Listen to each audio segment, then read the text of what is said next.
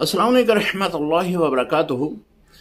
कारी अल्लाह वसाया सरगोदा से सवाल कर रहे हैं, मुफ्ती साहब, अगर दौरान नमाज इमाम साहब का वुज़ू टूट जाए तो क्या तरीका इख्तियार करें?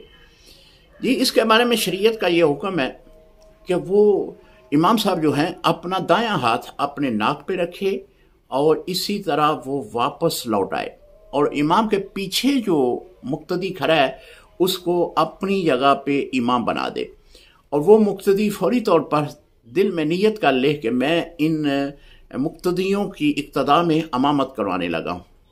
और ये तरीक़ेकार है। बाकी नाक पे हाथ क्यों रखा जाए?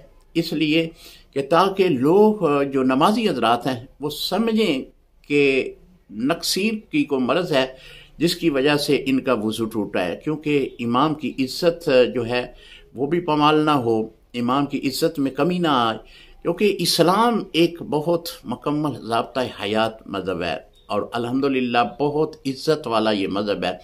यहाँ पर भी हुक्म यही है कि वो अपने नाक पे हाथ रखे, यानी देखने वाले ये समझे कि नक्सीर की वजह से इनका वुज़ू टूटा है, लेकिन असल वजह जो है वो री खारिज हुई है, जिसकी बिना पे वो इमाम साहब अब वुज़ू करने के लिए चले गए।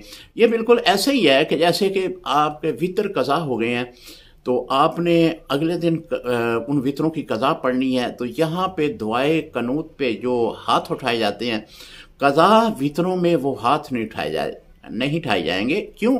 इसलिए कि देखने वाला ये ना कोई समझे कि ये कज़ा वितर पढ़ रहा है।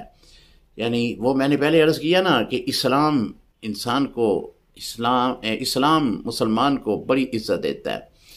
तो उम्मीद है मसला समझ गए होंगे। अस्सलाम वालेकुम रहमतुल्लाहि व बरकातुहू।